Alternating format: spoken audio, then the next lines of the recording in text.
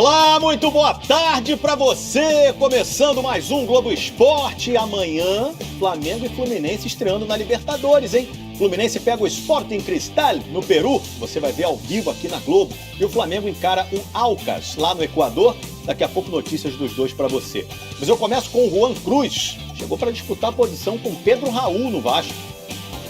O jogador que foi embora do Santos como Juan Seco, chegou ao Vasco como Juan Cruz. E não é que essa mudança aí combina bem com a Cruz de Malta? Estar aqui no Vasco hoje para mim é uma grande honra. É um clube que eu sempre acompanhei desde pequeno. O Juan era chamado de Juan Seco por causa do bairro Cajueiro Seco, onde ele foi criado, na cidade pernambucana de Jaboatão dos Guararapes. Mas chegou ao Vasco para escrever uma nova história e já mostrou conhecimento sobre ídolos do clube. Aqui no Vasco eu já vi muito o Dom Romário fazendo gol. Também vi o Júnior Pernambucano, né?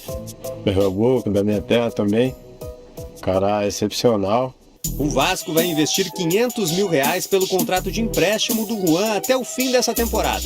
O jogador de 21 anos pertence ao Santos e foi promovido ao time principal no ano passado. Em 37 jogos, marcou 5 gols. Se o Vasco quiser ficar em definitivo com o jogador ao fim do empréstimo, terá que pagar $1,5 milhão, o que hoje equivale a pouco mais de R$7,5 milhões. Juan chegou ao Vasco para disputar a posição com o centroavante Pedro Raul, mas o novo reforço também se mostrou à vontade para jogar em outras funções do ataque. Sou atacante rápido, tem uma boa movimentação. Jogo mais de 9, mas quem me conhece sabe que faço outras funções, como no extremo, faço um falso 9 ou meia. E Juan já deixou a marca dele e fez um gol no jogo treino, em que o time reserva do Vasco derrotou por 5-1 o Tupi de Minas Gerais, no centro de treinamento Moacir Barbosa. E eu tô chegando para somar e vai dar tudo certo. Esse ano a gente vai alcançar nossos objetivos. Quando o garoto de 20 anos embarcou no Paraguai, o pai e a mãe dele estavam emocionados. É a primeira vez que o Matias Segovia vai jogar em um clube de outro país. No desembarque no Rio de Janeiro, o meio atacante que está vindo pro Botafogo pareceu tímido. Estou muito contente de estar aqui, chegar a um clube tão grande. Quero conquistar muitas coisas. Vamos seguir com tudo. O Segovia veio do Guarani, um dos times mais tradicionais do futebol paraguaio. O contrato com o Botafogo vai até o fim de 2026. O físico franzino, com 1,65 m de altura e em torno de 60 quilos, pode ser uma preocupação.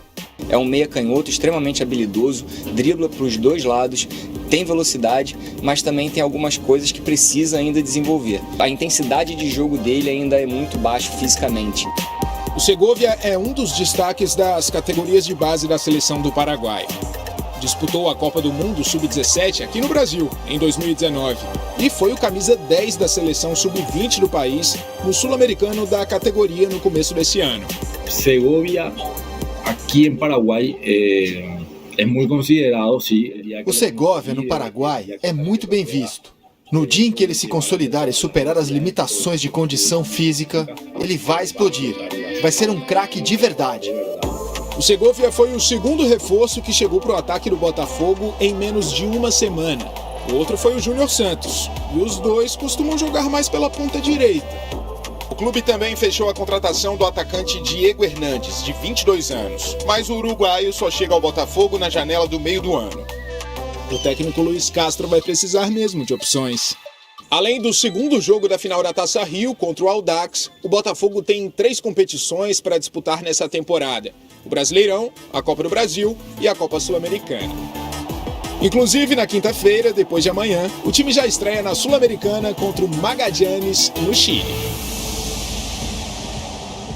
O Tocantins foi condenado por manipulação de resultado no campeonato estadual desse ano. Pena de suspensão das atividades por 450 dias e multa de R$10 mil.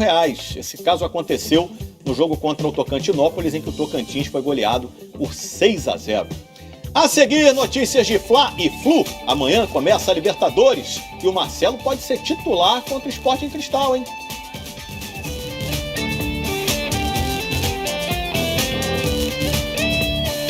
Que o jogo sempre vira de cabeça para baixo, a gente já sabe. Mas e assim? Já tinha visto? Hoje, o modo reverso tá ativado.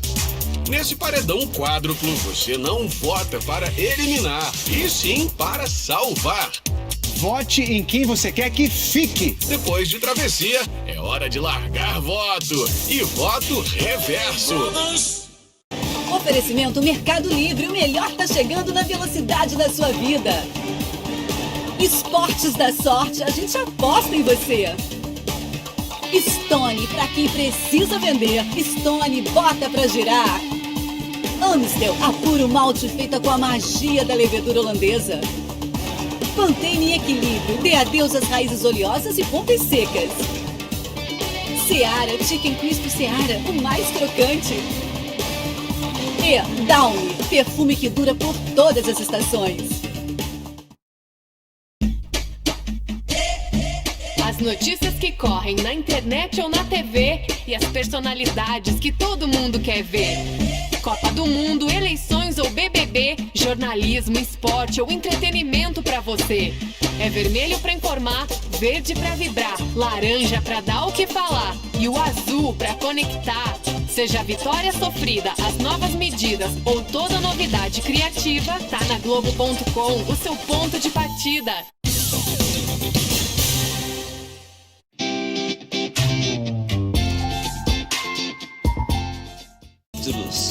Também, porque você não viverá o tempo suficiente para cometer todos eles sozinho. Ah, é bem verdade. De segunda a sexta, um pensamento de Ana Maria Braga para inspirar o seu dia. No Mais Você. Na vida real, Wade é um jovem que perdeu os pais bem cedo. Hoje em dia, a realidade é uma decepção. Mas no mundo virtual, ele aprendeu a ganhar. Esse sou eu. Bom, é o meu avatar. Hoje, esse é o meu mundo sorrendo.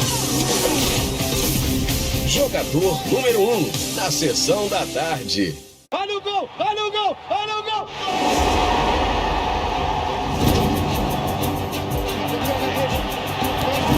Também tem facilidade para rir, uns dentões aqui, pro meio pra frente. It was like playing with Michael Jordan.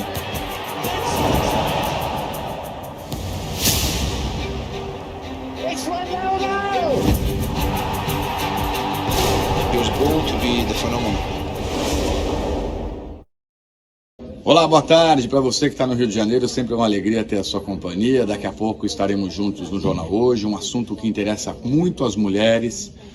Foi publicada hoje no Diário Oficial uma nova lei que obriga as delegacias da mulher em todo o Brasil a funcionarem 24 horas por dia, incluindo domingos e feriados.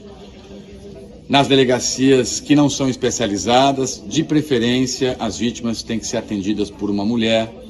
E a lei também prevê que as delegacias especializadas tenham mecanismos de acionamento imediato em caso de violência contra a mulher. Ou seja, um pacote aí para dar mais proteção às mulheres. É claro que a gente vai repercutir isso e vai cobrar das autoridades que cumpram essas alterações na lei. Tem muito mais, um abraço, não perca e até já.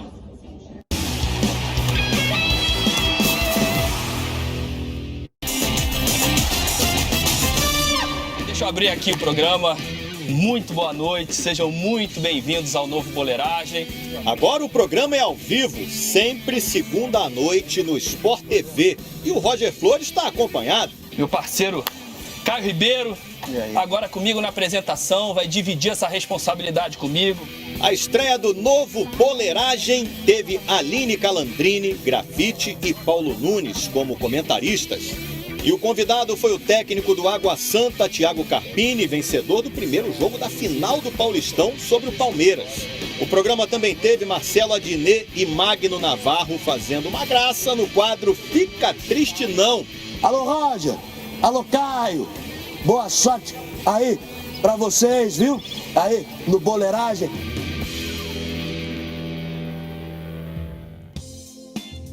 Jogador de vôlei, Wallace, foi suspenso pelo Conselho de Ética do Comitê Olímpico do Brasil por 90 dias. E essa punição aconteceu por causa de uma postagem dele, você deve lembrar, numa rede social, com uma enquete sobre dar tiros no presidente Luiz Inácio Lula da Silva. A pena conta desde quando ele foi suspenso preventivamente lá no início de fevereiro e por isso o Wallace ainda vai ficar de fora das quadras por mais um mês e vai ser desfalque do Cruzeiro na reta final da Superliga Masculina. Faltam 107 dias para a Copa do Mundo Feminina na Austrália e na Nova Zelândia. A seleção brasileira está em Londres, porque vai jogar contra a Inglaterra e depois vai para a Alemanha, num outro jogo de preparação para o Mundial. Quem está acompanhando tudo de pertinho na cola da seleção é o Guilherme Pereira. Alô amigos, e aí, tudo bem? Um abraço para todo mundo que está ligado no Globo Esporte. A seleção brasileira já está aqui em Londres, onde vai começar uma data FIFA com 2 jogos importantíssimos na preparação da equipe para a Copa do Mundo Feminina, que começa no dia 20 de julho. E a primeira partida dessa data FIFA já vale título. Inglaterra e Brasil se enfrentam na próxima quinta-feira no tradicional estádio de Wembley,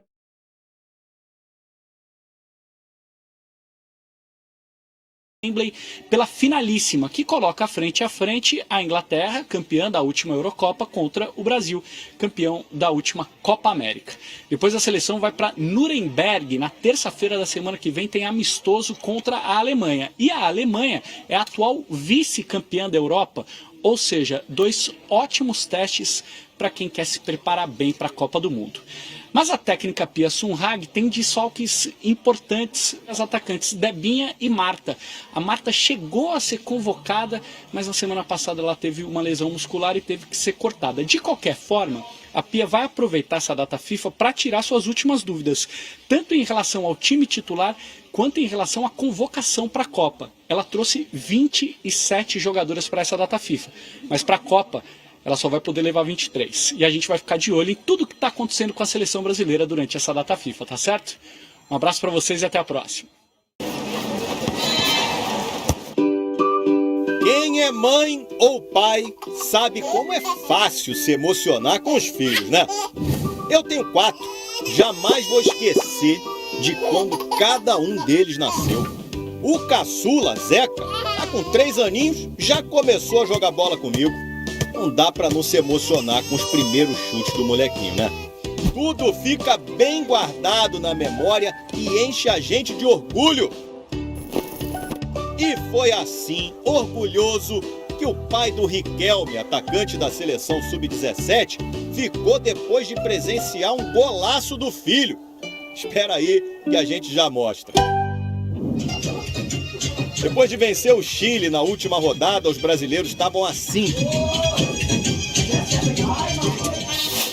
O ritmo seguiu o mesmo contra a Colômbia no Sul-Americano. Valia uma vaga antecipada no hexagonal final. Cauã Elias tentou driblar o Quintana e foi derrubado na área. Pênalti. Na cobrança, Dudu na bola. Canhoto, pé esquerdo, bateu! Dudu, camisa 10! A Colômbia empatou com William Lopes. Estava sozinho na área, só empurrou pro gol. Menos de 2 minutos depois, o Riquelme fez isso aí. Cruzamento, bola pra trás, pode sair do gol brasileiro! Riquelme! Golaço pra deixar o papai feliz demais na arquibancada. Ele fica felizão, ele é meu melhor amigo, muito orgulho de ter ele como pai. Ele é especial de matéria. No fim, o Ryan ainda fez o terceiro. 3-1 na Colômbia. Brasil líder do Grupo A, classificado para o hexagonal final do Sul-Americano. Num jogo que o Fábio, o pai do Riquelme, não vai esquecer nunca mais. Aí, pai, abração, te amo. Quem não ficaria desse jeito, né? Maravilhoso. Ó, amanhã tem a estreia do Flamengo, atual campeão da Comebol Libertadores. Vai jogar contra o Alcas do Equador, negócio de altitude lá em Quito. O Eric Faria está acompanhando de perto a trajetória, início da trajetória do Flamengo na Comebol Libertadores, Eric. Fala, Escobar, boa tarde para você, boa tarde para todo mundo que está acompanhando o Globo Esporte. A gente está aqui em Quito, o Flamengo também chegou ontem à noite aqui à capital equatoriana, uma chegada muito tranquila. A delegação trouxe um desfalque importante, o volante titular Thiago Maia com uma virose, ficou no Rio de Janeiro. Daqui a pouco, às 4 horas da tarde, aqui no horário local, 6 da noite no horário de Brasília, a gente lembra que tem 2 horas a menos, né, em relação ao horário oficial do Brasil, o Flamengo vai fazer o seu único treinamento aqui em Quito, vai ser no estádio Atahualpa, e aí o técnico Vitor Pereira vai decidir a escalação da equipe. A gente não sabe se o treinador vai optar pelo time que enfrentou o Fluminense no último sábado, ou se ele vai poupar alguns jogadores. A gente sabe, como você disse, tem a questão da altitude de 2.800 metros, os jogos aqui acabam sendo muito físicos também. O Alcas é uma novidade nessa Libertadores, campeão equatoriano, vai estrear na competição. Tem um jogador conhecido no futebol brasileiro, o Otero, venezuelano, que chuta a beça, né? Chuta, e na altitude isso pode ser um trunfo para a equipe equatoriana, que tem o técnico venezuelano César Farias, também muito conhecido aqui no futebol sul-americano. Bom, se o Alcas é uma novidade para o Flamengo, jogar no Equador não é nenhuma novidade, e o repórter Carlos Gil vai contar por quê. Vamos ver. E o Flamengo recomeça do ponto onde parou, Equador. Finalista e campeão em Guayaquil no ano passado, iniciando a campanha deste ano em Quito, enfrentando o Alcas, sobre o qual se conhece pouco. É um time estreante, né? Mas acredito que vai ser um jogo complicado pelo fato da altitude. A gente conhece muito bem o Equador. Fomos várias vezes já nesses últimos anos para o Equador. A gente se sente muito bem lá também. Pudera, pela Libertadores, foram 8 viagens para o Equador de 2018 para cá, sem contar 2 finais de Recopa Sul-Americana contra o Independiente Del Valle. O Flamengo vai para sua 7ª Conmebol Libertadores seguida, pela 5ª vez estreando fora de casa em sequência. E tudo que esse grupo quer é que nada mude. Nesse período recente em que participar virou rotina, derrota é algo desconhecido pelos rubro-negros no pontapé inicial do torneio continental. Depois de golear o argentino San Lorenzo no Maracanã em 2017 e empatar no Newton Santos contra o também argentino River Plate em 2018, o Flamengo emendou 4 vitórias como visitante nas últimas 4 estreias. San José na Bolívia, Júnior Barranquilla na Colômbia, Vélez na Argentina e Sporting Cristal no Peru. Mais uma vez a gente entrando motivados, esperando marcar mais uma história bonita, tanto na Libertadores, principalmente no Flamengo, que é excepcional poder jogar aqui e poder ser campeão com esse manto. E para chegar longe, o time que soma 3 finais em 4 anos sabe que, além de muitas milhas aéreas, é preciso acumular também bons resultados, desde o primeiro jogo. É o Flamengo, em busca do topo da América outra vez. Quem também estreia amanhã na Conmebol Libertadores é o Fluminense contra o Sporting Cristal do Peru. Richard Souza está em Lima. Quais são as últimas do Fluminense por aí, Richard?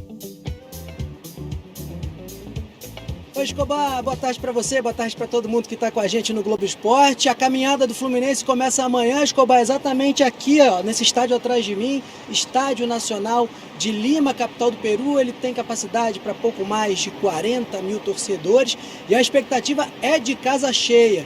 O Sporting Cristal é o atual vice-líder do campeonato peruano, não perdeu nas primeiras 8 rodadas da competição e é treinado por um brasileiro, Thiago Nunes, campeão da Sul-Americana e também da Copa do Brasil. Pelo Atlético Paranaense, ele conseguiu pela primeira vez classificar o Sporting Cristal da pré-Libertadores para a fase de grupos. Bom, o Fluminense desembarcou na madrugada desta terça-feira. Os jogadores estão descansando no hotel e fazem um único treino antes do jogo. Hoje à tarde, às 4 da tarde no horário local, 6 horas da noite no horário de Brasília. O técnico Fernando Diniz não vai ter o Martinelli, foi confirmada uma lesão na coxa direita que ele sofreu no Fla-Flu, ficou no Rio em tratamento.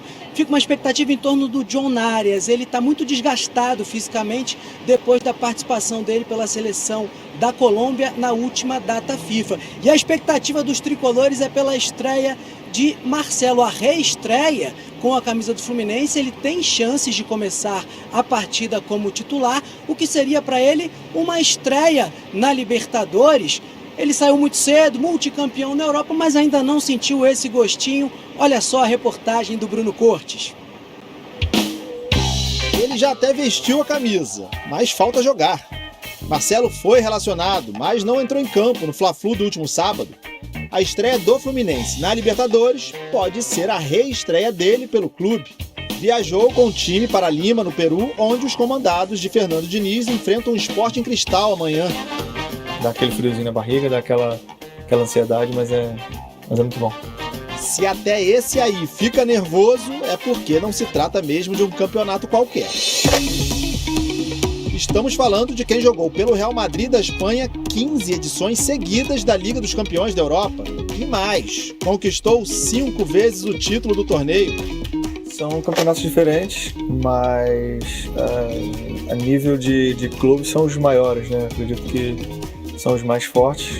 17 anos depois, Marcelo está de volta ao Fluminense. Naquela época, os treinos do time profissional eram aqui, na sede das Laranjeiras.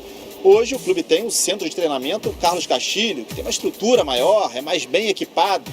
Outra diferença é que naquele ano de 2006, Marcelo não teve a chance de jogar a Libertadores. Jogar Libertadores é uma coisa um sonho que eu tinha desde pequeno. Não consegui fazer isso quando eu subi profissional naquela época. Amanhã, do outro lado, vai estar o líder do campeonato peruano, que é dirigido pelo técnico brasileiro Thiago Nunes. Marcelo chegou há pouco, mas sabe bem o quanto todos no Fluminense consideram essa Libertadores importante. A gente está treinando forte, está se preparando para chegar e jogar e possivelmente chegar o mais longe possível. Meus amigos, minhas amigas, que quarta-feira, hein? Muita Libertadores, estreias de Flamengo e Fluminense. Amanhã no Globo Esporte tem também entrevista exclusiva com o Nino, capita do Fluminense. Petrinho subindo! Tchau, gente!